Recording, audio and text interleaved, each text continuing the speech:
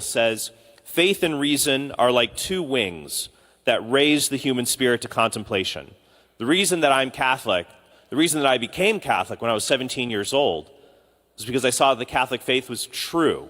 It's reasonable, it's consistent, it makes sense of a world that oftentimes does not make sense. And that's what I've tried to do to share with people, especially on radio, in debates, at public university talks, that our faith, we don't believe it just because our parents believe it or because we're told to believe it or because the Bible says so, but because reason shows us that it's true.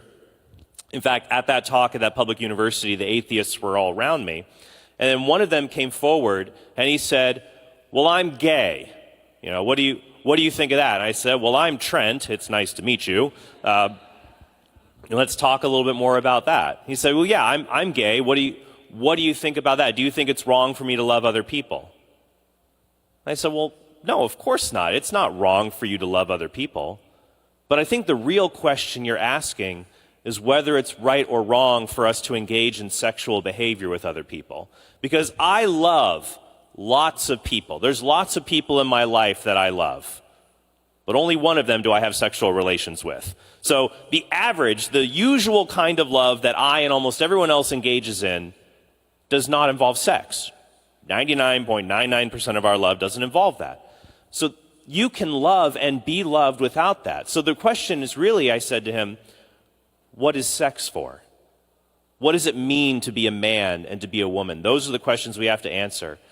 And so I decided to try to relate to him. So I took one of the flyers off the table, one of the flyers for the event, and I turned it over. And I said, when it comes to these issues, I studied philosophy in college. So I want to look at this like a philosopher would. So I said, let's write down, what are some sexual behaviors that are definitely not okay, that are wrong?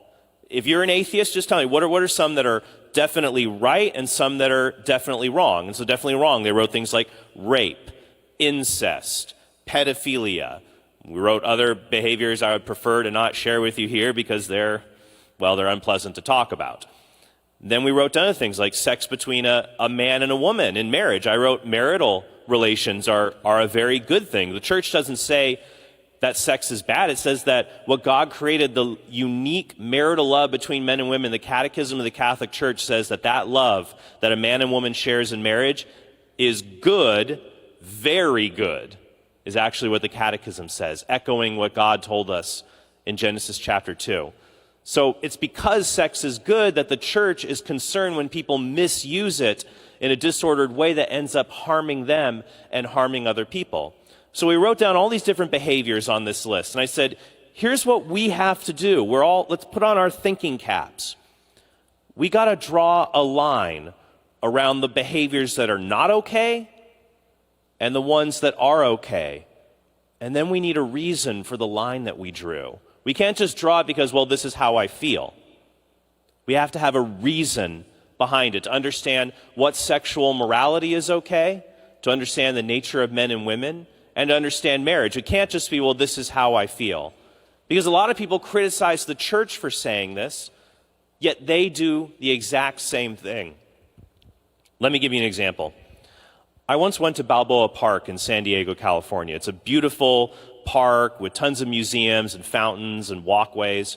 And I went there to film a documentary on the church. We were going up to random strangers and we were asking them questions about the Catholic faith. So that day I had to ask people, what do you hate about the Catholic Church the most? It was a delightful afternoon talking to people. So what do you hate about the Catholic Church? What do you dislike about the church the most? And only one person disliked the church's doctrines. You know, I've never had anyone scream in my face about the Immaculate Conception of Mary or purgatory. But I have had people scream at me about abortion, contraception, and homosexuality. So nearly everyone we talked to, it was issues of sexuality. There was one guy, I'll never forget him. I asked him, what do you dislike about the Catholic Church? And he said, the church hates gay people. And I said, why do you think that? He said, well, because they won't let people who love each other get married. If two people love each other, why shouldn't they be allowed to get married? The church just imposes its views on other people, and I think that that's wrong. So what I do in these situations, and what I would encourage you when you're talking to people about our faith, you don't need to have all the right answers. Sometimes we think, well, I can't be a good defender of our faith unless I have all the right answers. But nobody has all the right answers. I'm still learning all the right answers. But you can ask the right questions to see that there's something inconsistent, something incorrect about this other person's belief. And by asking a very good question, you can expose that and make the person unsure about what they believe. So I asked this young man, I said, well, what is marriage? What is marriage for? Why do we have it? What is marriage? And he said, well, it's when two people love each other. It's for two people who love each other. I don't care if it's two men, two women, a man and a woman. That's what it's for. I said, well, why? I don't know. It just is. That's the way it is. That's what I believe. I said, all right, well, I have a question for you. A few nights ago, my wife and I were going through Netflix trying to figure out what to watch. Because really, if you have Netflix, you spend like 80% of your time trying to go through to find something to watch, right? That's what you just end up doing, scrolling through. And we came across a show. We watched a little bit of it because we had morbid curiosity. It's a documentary about a guy who is legally married to one woman and spiritually married to 3 other women. So we have a word for that. Well, it starts with a P. He's a polygamist. He's only legally married to one of these wives, but they would like to be married. All 5 of them are married. And so this documentary is about them. Now, I love my wife to death, but I am completely content to have one wife. In fact, Jesus himself said in the Gospels that a man cannot have 2 wives. Do you remember where Jesus said that in the Bible? A man can't have 2 wives? He said that no man can serve 2 masters. I'm just kidding. Okay. All right, it hit. The joke usually goes over a little bit more with other crowds, but all right, that's all good. And so I said to him, what about this group of people? These 5 people, they want to be married, all 5 of them. Should they be allowed to get married? He said, well, no, of course not. I said, well, why not? Because that's not what marriage is. So I said to him, well, wait a minute. I don't understand. You're mad at the Catholic Church because the Catholic Church says this is what marriage is. Marriage is the union of a man and woman. So other unions, they don't make sense for what marriage is. You don't like that, but you're saying marriage is 2 people because it just is, and these people don't fall under it, under your definition. Aren't you doing the same thing that you hate the church when it does it? Aren't you doing the same thing that you oppose in the church? And he thought about it for a minute. And he said, well, I know it's a double standard, but it's my double standard, so it's okay. I said, well, all right. Nice to meet you. Here's my email. Maybe we can talk a little bit more about this. That when we talk to people and we help them see inconsistencies in their worldviews, we can help them to see that things are wrong, but usually when we do that, when we ask questions, they're not immediately going to say, oh, you're right, I want to become Catholic, or I'm going to go back to Mass, or I'm going to go back to Qurbana if they're Syro Malabar and they haven't been to services in a while. Say, well, you want to give them something to think about. A lot of people, they don't want to be embarrassed, and so they're not going to admit when they're wrong. Who here has a hard time admitting when they're wrong? Yeah. So we should expect that when we try to share our faith with other people, that we're planting seeds, or a good expression is we're putting a pebble in their shoe. So we want to give them something to think about. So when it comes to marriage, in my talk at that public university, I said, I'm not going to talk about the Bible. I'm just going to ask a question. What is marriage and why do we need it? If marriage is just a way to affirm the love that 2 adults have, we don't really need marriage. There are essential elements of marriage almost everybody agrees on. Marriage is something governments recognize. It's ideally lifelong. It's 2 people. Even people that are for same-sex marriage usually say, well, it's 2 people, and it has a sexual element. That's why you can't marry a family member. When I say, can people marry their family members? People will say, well, no, of course not, because they're repulsed at the idea of a sexual element there. But why does marriage have anything to do with sex? If it's just about adult relationships, why get government involved? I don't need to go downtown to get a friendship certificate from my best friend. Why do I need a marriage certificate? Why is government involved? Why does it have to be ideally lifelong? Why can't it be to love you until love doesn't last? Why is it till death do you part? Why is it two people? And why is marriage involved with sex at all? The modern view of affirming adult relationships doesn't make sense of that. But if marriage exists, and every single culture on earth figured this out, this is not something that we created in the Bible. It's something that God created and God instilled in the heart of every single person to know, hey, wait a minute. When men and women come together, they form a life-giving bond, and children come from that union. So it's a good idea that this mother and father are irreplaceable to that child. Now, if something tragically happens, other relatives or adoptive parents can step in, but they can't ever fully replace this man and woman. So it makes sense if a mother and father are irreplaceable to this baby, we should have something that makes them irreplaceable to one another, something that bonds them together as a couple before any children proceed from their union. And that's why every single society on earth created marriage. And it makes sense for government to be involved. We want to keep these people together, ideally in a lifelong way, that there's only two people, and it has a sexual element to it.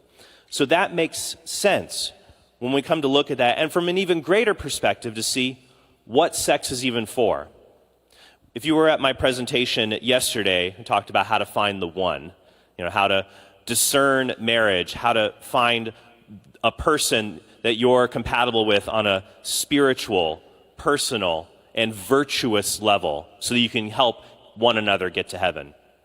We talked about that, and I talked about the purpose of sex, that a lot of people treat dating not as a means to find a spouse, not as a means that, looking forward to say, and that's why I believe that people actually, I didn't make this clear in the talk yesterday, people should not date until they have a realistic path towards marriage.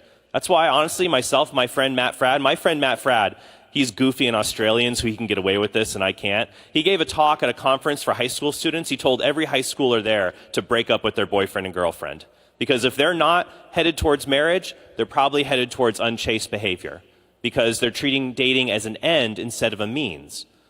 But if you're more in college or getting later in college and you see a realistic path for marriage ahead, then it makes sense to discern and find someone to join you on that path. But some people treat dating and sex and other sexual activity in marriage as just an end in and of itself. And so people ask me, well, what's wrong? I don't understand the church's teaching on sexuality. Why is it wrong to have sex outside of marriage? Now, I mentioned that a little bit in my talk yesterday, but I want to make the point crystal clear here, because understanding that we are given male and female bodies made by a certain purpose, that's important for us to understand why the church's teaching on marriage, on sexuality, on gender makes perfect sense. So I need help from the audience for that, okay? I need a volunteer. I need a guy who's a big guy, who's pretty strong.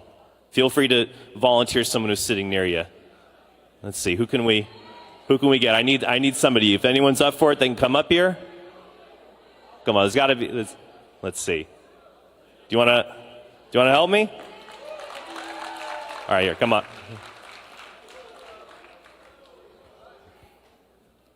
All right. So yesterday I talked about how sex outside of marriage is a lie. People often ask me, I don't get it. How does this make sense? I'm going to drive the point home. Now, we met earlier. What was your name again? Abi? Okay. So, Abi, I want you to stand right here on the blue tape. All right.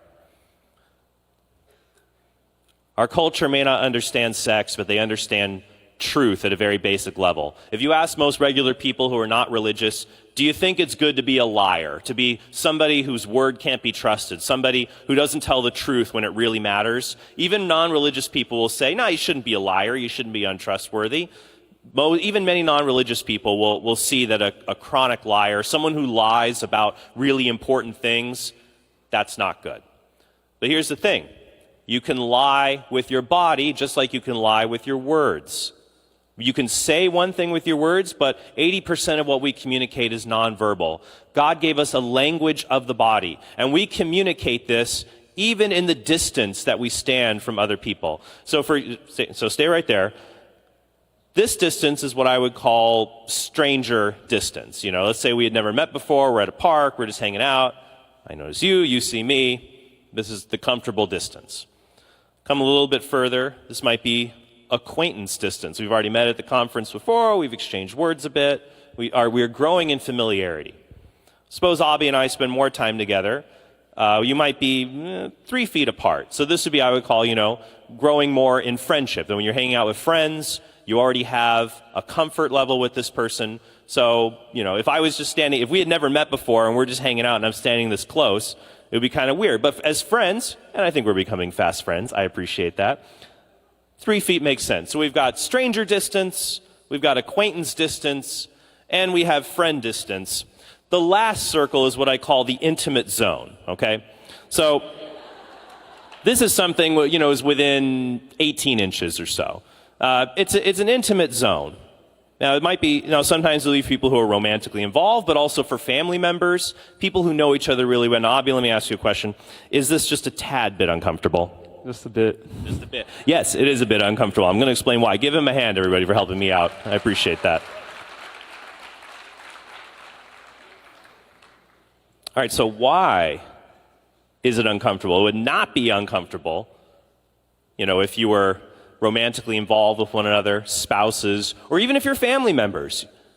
Why would that not be uncomfortable? Why was that uncomfortable? The reason it was uncomfortable was because our bodies were saying something, saying that we had an intimate kind of relationship that we don't really have. And so we sense that discomfort, we sense the very lie our bodies are telling. That's why I was reading a journal article about sexual behavior among adolescents. It was a sociologist did a survey studying young people and their behaviors related to when they have sex outside of marriage. And it was adapted as a chapter in a book, and the title of the chapter says it all. Let's have sex, but don't look at me naked. That there's a sense that when people engage in sexual activity outside of marriage, there's always a sense that you're speaking a truth, you're saying something that isn't actually true, and that's where that discomfort comes in. But what is your body saying? Well, as I said yesterday, there is a particular kind of love. There's a certain kind of love that desires complete union with another person. At its basic level, all love desires union of some kind. Think about it. When you love something, you want to be united to it. All right? So when I love an In-N-Out cheeseburger, available in California and Arizona, probably one of the best cheeseburgers you can find. I love that cheeseburger. It is then united to me in my stomach, and as I get older, it tends to stick around a little bit down here, okay? But so when I love food, I'm united to it on a digestive level. But there's other greater loves than the love you have for food or for hobbies. If I love a friend, I'm going to be, if you love your friends, you want to spend time with them. You're united to them on a head level, on a heart level. The philosopher Aristotle once said that a friend is one soul dwelling in two bodies. A friend is one soul who dwells in two bodies. That when you meet a friend, a person is your friend, when you meet this person and you instinctively say, you too. I thought I was the only one. That you click, and the best friendships are built around the most important passions and interests that we share. So a friend is when you have one soul and two bodies. That's a metaphor, of course. But you're united, so you might be united with food on a digestive level. You're united with friends on an intellectual and emotional level. But the love for sexuality, sexual love, what is that for? It is for the deepest kind of union that you can have. And what kind of union is that?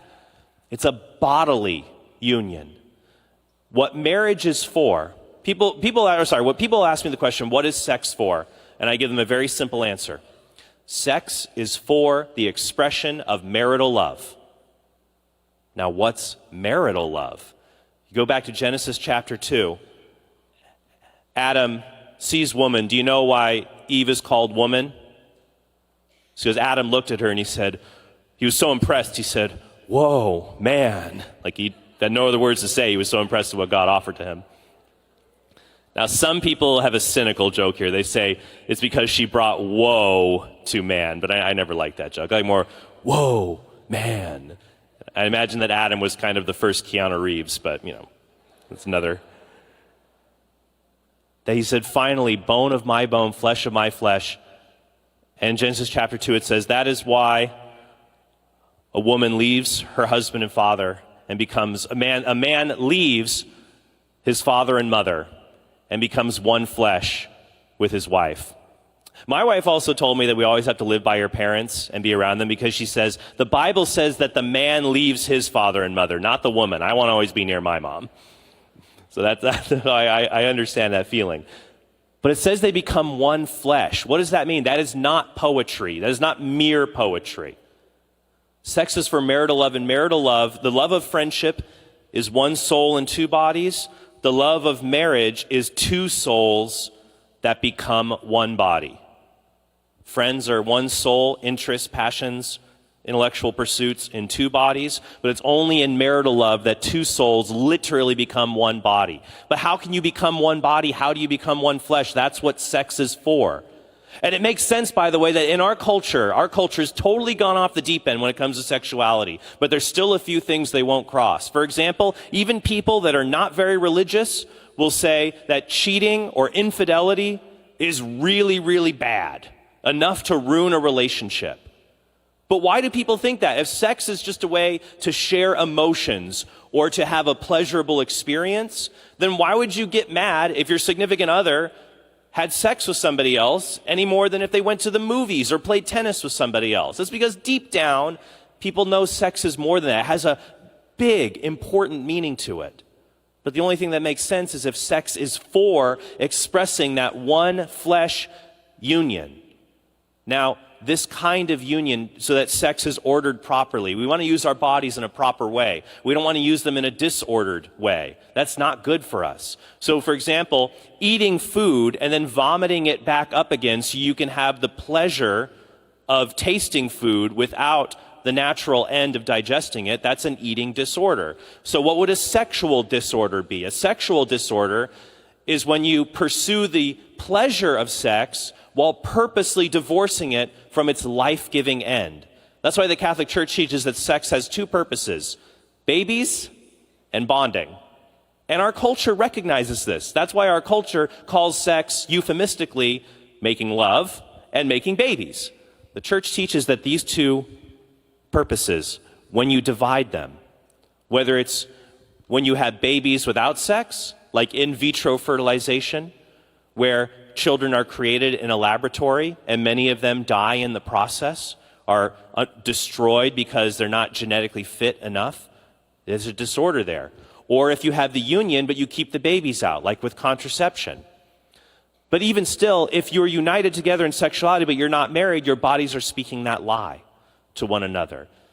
And this even comes with same-sex behavior, that to form a union of two bodies, it can't just be, I hate to be crude, it's not one body part in another. When I go to the dentist to get my teeth checked, and he goes in like this, you know what the worst part about going to the dentist, by the way? It's flossing.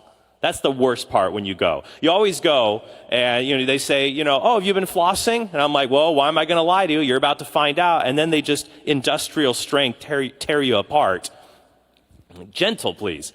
When he's doing this, we're not one flesh. It's not just body parts and other body parts. Only a man and woman can become one flesh and live out what our sexuality is for in an ordered, healthy way when they fully give themselves to one another in the marital act. When they fully give themselves to one another in the marital act, and that act is open to life. It may not always result in a baby, but that there's nothing between them to separate them. When a married couple comes together in sexual union, they renew the marital vows they made on the altar, that they made on their wedding day in every single act. So they renew in every single act to always be faithful.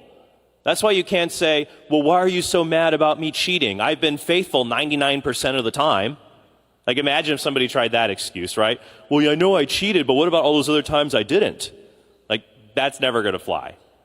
Every single act, we renew that faithful, complete gift of self. Free, faithful, fruitful. and that there is nothing, no barrier, no hormone to sterilize this act, to open it up to say, Lord, we want you to be a part of our renewal of our marital vows in the deepest form of love that we can offer each other as a married couple, to fully give our mind, heart, soul, our very bodies, our fertility to one another. And that this love has the distinct ability to mirror the love of the Trinity. Just as the love of Father and Son in the Trinity brings forth the Holy Spirit, there's a technical term we use in theology. It's called spiration. To aspire means to breathe. The Father and Son behold one another in perfect love for all eternity, and they gasp in the love that they share for each other from all eternity. And that eternal recognition of the love the Father and Son have for each other, that love is a person, the Holy Spirit, that flows from the Father and the Son. And so that is what we see is mirrored in marriage. Marriage reflects the Trinity in that the perfect love of husband and wife come together, and so that sex has reached its natural, good, fulfilled end, and it's possible for them to be blessed with a child. But some people don't see this, and they want to take not even just sexuality, but the idea of sex itself. They think that for men and women to be equal in society, we have to destroy every difference between them, so that there can't be any differences between men and women. I was watching a video the other week, and a guy went out and he asked people, what things can women do women are better at than men? I almost want to ask you guys, but I'm worried people will get in trouble. Actually, I'll say things from being married for 6 years. You know what women are better at? Women are better at not leaving things a mess. They're better at multitasking. I try to do more than one thing at a time. My wife calls me out on it every time. But I always try to trip her up. She'll be washing the dishes, playing with the kids, and I'll say, so, a crazy thing happened to me at work today. And I want to say, you weren't listening to me. And she said, what crazy thing happened to you at work today? I'm like, how do you do all those things at once? So this guy went out and he asked people, what are women better at than men? And people could give all these kinds of answers. But then he said, well, what are some things that men are better at than women? And nobody could give a single answer. And he said, well, are there some things where men might be better in general than women? And people said, no. And he said, well, come on. Men are, in general, stronger than women, right? Just in general. And they said, I don't know if I believe that. Our culture is so concerned about the fact that women have been victimized in the past, that women have been deprived of their rights, that now the pendulum is swung in the other direction. So far, we want to destroy any differences between men and women to make sure they have equal rights. Men and women are equal in dignity, but what makes men and women so good is not that they are the same, but they are complementary. That when man and woman come together in marriage, they form something greater than each other. That's why it's so sad for people who struggle with gender dysphoria, people who don't have a full understanding of who they are as a man or as a woman.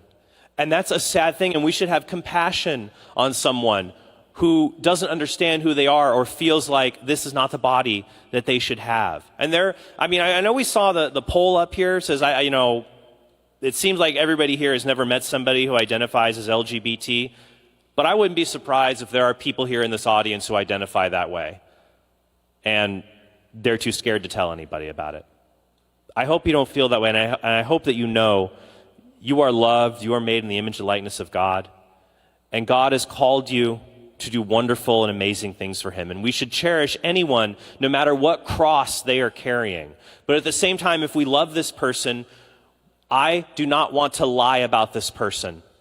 I do not want to help them further down a disordered view of who they are that will just lead to more and more heartache. I've asked people when they defend transgender ideology, the idea that a biological man can just say he's a woman, and vice versa with women. I asked them a question that none of them have ever been able to give me a straight answer to.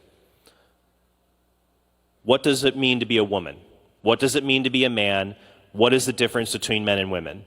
People who defend transgender ideology, they can't answer that question. They just say a man is someone who says they're a man, and a woman is someone who says they're a woman. But that doesn't tell us who these people are or why they're different or why they're special in their own unique ways. But the Catholic understanding of sex, marriage, gender, understanding being male and female, it does when we see the natural roles that we are ordered to. We're called to these roles, but each of us is called to also carry a cross, whatever it may be. It may be our own struggles with sexual identity or sexual orientation. And if you struggle with either, I would recommend visiting the website Courage, C-O-U-R-A-G-E, Courage. They are an apostolate within the Catholic Church that helps people who have same-sex attraction or have issues with their sexual identity to live a chaste and fulfilling life. My friend, Father Philip Pachansky, is the director of it. It's called Courage. I highly recommend you check it out. There's another great film. If you or you know someone who is struggling with same-sex attraction that I saw on here, people saw, the majority here, the polls were interesting. We should love and support. We should love someone like we love anyone else. Absolutely. But then I saw other people saying, well, I don't know if I'm convinced homosexuality is a sin. And I noticed that difference. And I think the reason for that difference is people think, if I love somebody and I say what they do is a sin, how am I really loving them? My friends, if you won't tell, that mentality is like saying, if I have a friend who's smoking, that I wouldn't be loving if I told him that smoking is going to cause him lung cancer. If I tell someone who smokes you're going to get lung cancer, if I tell someone who drinks or uses pornography, this is going to hurt your marriage, it's not because I want to be a judgmental, holier-than-thou person. It's because I love this person. I don't want them to do anything that will harm their relationship with God and their ability to spend eternity with Him. That if I really hated somebody who identified as LGBT, I just wouldn't say anything at all and let them walk off the cliff. But I'm willing to be called a bigot and a hater to say that I believe God created you for great things and He doesn't want this attraction, inclination to steer you away from eternity with Him. That is the loving thing to do, no matter who that may be, or anyone who's here could be struggling. Even if you're attracted to people of the opposite sex, I guarantee you there's people here in this audience right now that struggle with pornography, that struggle with unchaste behaviors with boyfriends and girlfriends. They're struggling with it right now, and they're so afraid of judgment that once you're away from mom and dad, maybe I just won't go to confession, won't go to mass, won't go to Kurbana. I don't want to be away from that once I'm free. I will tell you this. Jesus said you shall know the truth will set you free. The devil offers us sin. I define sin. Yesterday I said sin is when we love creature more than creator. I like to also that's St. Thomas Aquinas. So, better definition than me, but my definition is this. Sin is a shortcut to happiness that never really satisfies. Isn't that true? We look at pornography, we look at an unchaste relationship, we think why do we do it? Because I want to feel happy at this moment. But it never lasts, because that is not what we were made for. We were made to be able to give ourselves, if we are called to marriage, to the complete gift of self to our spouse. Or, if we're not called to marriage, we're called to give ourselves to love other people as Christ loved them. As Galatians 6:2 says, to bear one another's burdens. And that is what I hope you will do today, that you will bear one another's burdens. And if you are burdened by sin, you will offer it to God, bring it to Him in confession. There are priests all around here today. Bring that to God. 1 Peter chapter 5 says, cast all your anxieties on Him, for He cares for you. God is not our boss. He's our Father. He knows where we struggle. And in order to help a struggling world, we can't give what we don't have. We have to offer our struggles to Him first. And then we can be equipped to bear the burdens of other people who are struggling in this world and desperately need to know the love of our Savior, Jesus Christ. And so I'm so grateful you guys are here to be able to share that love with other people. Thank you. Let's do the questions. We have a little bit of time. Perfect. All right, I've got the questions down here. So you guys were writing questions and we're voting. Let's go through these right now. All right. If you, Trenhorn, had your son or daughter come up to you one night after dinner, sat you down, said they were gay, what would be your response? I have two sons. And yeah, I get this question a lot on universities. What if your son said he's gay? What would you do?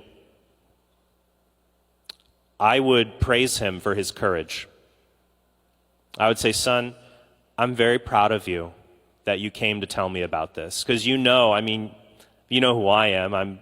I go and I speak on this, I write about this. You know how I feel about this. So you must have been pretty nervous to want to tell me this, to sit down, and that shows you trust me to sit and listen to you. So first I would affirm, say, I'm proud of you, that you had the courage to come to talk to me, the vulnerability to share with me what you're struggling with. And so first, I would just, at that very first moment, I'd realize someone who one thing I would not do, I would not say, oh, well, you are gay or you are a lesbian. I don't use words like gay, lesbian, straight. Those put people in boxes. We're not made to be in boxes or made to be people in the image of God. And so what I would say is, I would recognize this moment as I'm going to begin a long, maybe lifelong journey with you to encourage you to lead a chaste, fulfilling life. But no matter what you choose to do, I'm going to be here for you, just like the father of the prodigal son, to always come back. So I would appeal to his nobility. I would praise his courage for coming to talk to me, and then say, let's talk about this more, and I want to see just how you're doing, and I want to be here for you. I cannot sacrifice the truth, but I won't sacrifice my love for you either. I'm here to support you and just to help you understand who God really wants you to be. So I would also recommend, if this situation happens to you, to share stories. A great documentary you can share with people who struggle with same-sex attraction. It's called Desire of the Everlasting Hills. It's a free documentary online. It's called Desire of the Everlasting Hills. And it's about 3 people, 2 men and 1 woman, who left the Catholic Church because they have same-sex attraction and then later came back to the church. It's a wonderful documentary. It's free online, Desire of the Everlasting Hills. The next question is, how does the Roman Curia use canon law to define male and female for individuals who have sex chromosomes that are not XY or XX? Well, the issue of whether someone is a man or a woman is not an issue of canon law or theology. It's an issue of medicine and biology, whether someone is a man or a woman. So canon law doesn't answer this question. It just says we recognize there are men, there are women, and there are some circumstances where we're not sure. That would be called intersex conditions. People born with abnormal genitalia, phenotypes, bodily proportions that differ from their genetic code. But even in these cases, first, the vast majority of people identify as transgender. We know beyond a doubt whether they're a man or woman. The intersex issue is separate, and it requires compassion and understanding. But even in these cases, what we have is someone with a congenital developmental disorder. It's a heavy cross to bear. But even in these cases of someone who's not XX or XY, we can still usually determine if they're a man or a woman. For example, some women only have an X chromosome, 1X, that's called Turner syndrome, but they're women who usually have fertility problems. Some men are XXY. Because they have a Y chromosome, they're a man, and that's called Klinefelter syndrome. I actually covered this on my podcast, The Council of Trent, a few episodes ago. If you go to the Council of Trent podcast, you can see episodes there. But the church has teachings for how men and women ought to relate to one another, and Catholic bioethicists bridge the gap to help us understand transgender issues. If the purpose of sex is procreation, what about infertile couples? Very good question. Notice when I said what sex is for, I did not say it's for babies or procreation. How did I define what sex is for? Sex is for the expression of marital love. So marital love is naturally life-giving, but not always, because couples can engage in the marital act and a baby does not always come for that. Sometimes a couple is temporarily infertile during the month. Women have natural cycles of fertility and infertility that God gave us to allow us to space our children. But then some people are permanently infertile. Their fertility is now gone, but that does not mean sexual union is wrong. What it means is that a man and woman in sexual union, they are to fully give themselves to one another. And it's up to God whether their union will be fertile or infertile. But that does not mean that 2 men or 2 women can engage in sexual relations, because they don't form a union. It's not ordered towards that end, and so it would still be disordered. There are still goods between 2 men and 2 women who care for one another, desire the best for one another, but adding sexual elements to that that friendship and that caring relationship would be just as wrong as adding sexual elements to two men or to a man and a woman who are not married. So the idea is that in marital love, a husband and wife fully give themselves to one another. They do nothing to sterilize the sexual act, and then it's up to God whether they will be blessed with a child or not. St. Augustine even said that there is nothing wrong with a couple who is infertile or barren to marry, provided that they fully give themselves to one another in the marital act. Though, let me get through one more question, and let's see. Sexual desires, I don't want to. I know there's probably a wonderful lunch downstairs. We have time. We're good. 2 more questions. All right. Sexual urges begin at the onset of puberty, but you recommend waiting to explore dating until you're ready to marry. Isn't this repression unhealthy? Repression is not the same thing as control or discipline. So the question is, people feel sexual urges at puberty, but I'm recommending not to date until they're relatively near being able to marry. Isn't that repression unhealthy? Repression is when we ignore some kind of desire we have, and we ignore it in an unhealthy way. We should not repress our desires and pretend like they're not there. Discipline is understanding we have these desires, but understanding I am the master of these desires. I control them. They do not control me. Because if you view marriage as just an outlet for sexual desires, you are going to be in a lot of trouble in your marriage. That is not what marriage is for. Your spouse is not an outlet for your sexual urges. If that's how you treat your spouse, you've turned your spouse into some kind of inhuman pornographic doll. Marriage is for the expression of marital love. And even after you're married, people will have sexual urges they have to be disciplined about. That even after someone is married, they will have the sexual urge to be intimate with someone who is not their spouse. All of us will practice discipline in our sexuality for our whole lives. We should not look at it as, well, we need an outlet for it. We're not animals. God gave us his grace so that we can do amazing things, create new immortal souls in his image with the gift of our sexuality. And so we shouldn't misuse it. So we should learn to be disciplined, to know that we have these sexual desires. They are a good thing, but they are not the thing that control us. I would recommend a great book by my friend Jason Evert. It's called Finding Your Soulmate Without Losing Your Soul. Finding Your Soulmate Without Losing Your Soul by my friend Jason Evert. But I would say that here's the thing. If you start dating and you're nowhere near marriage, guess what? You still have to control your sexual impulses, but now you put yourself in a situation where you're more likely to act on them at the wrong time, in the wrong way. And the truly unhealthy thing is the fact that in 1960, 7% of children were born out of wedlock. Today, it's 40 or 50%. We've seen rise of STDs, rise of childhood disorders, mental illnesses, eating disorders. And a lot of that comes from not reserving sex for marriage and thinking sex is just about getting my desires fulfilled.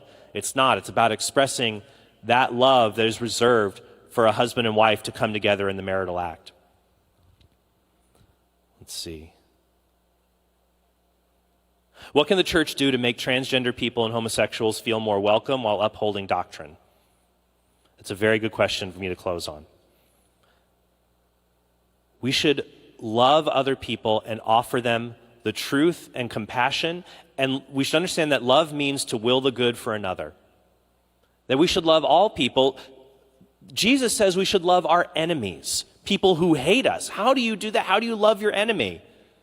By willing the good for them. At the very least, it may be praying that they convert and stop doing these evil things to hurt me.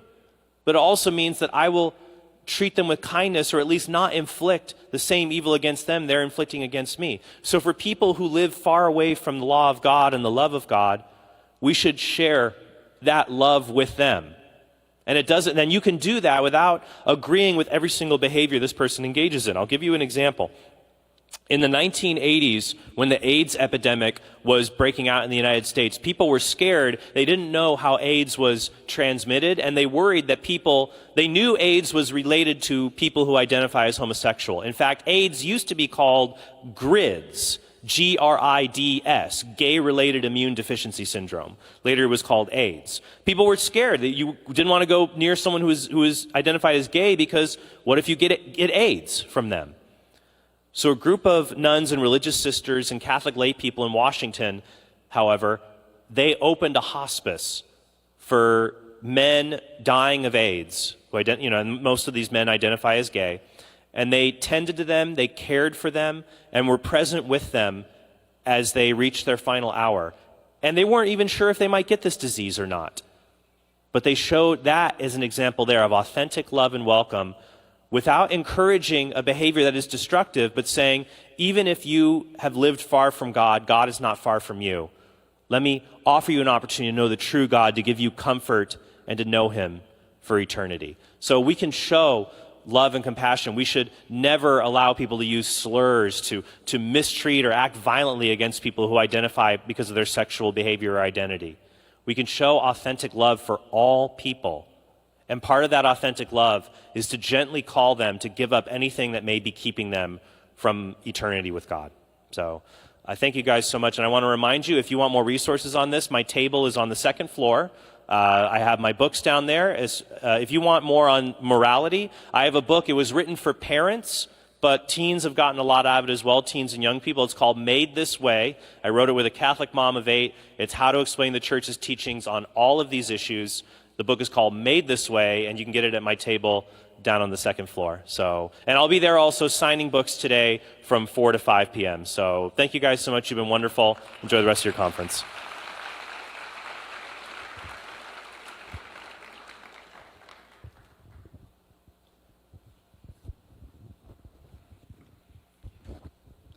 Thank you, Trent. So now it's lunchtime. So before that, one important announcement is that everyone needs to have their badges.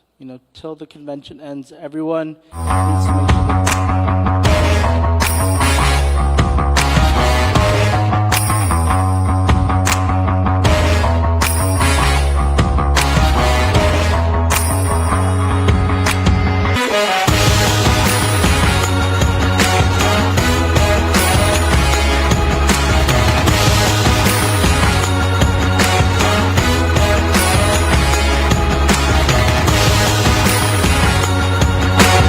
Syro Malabar National Convention തിരശ്ശീല ഉയർന്നിരിക്കുന്ന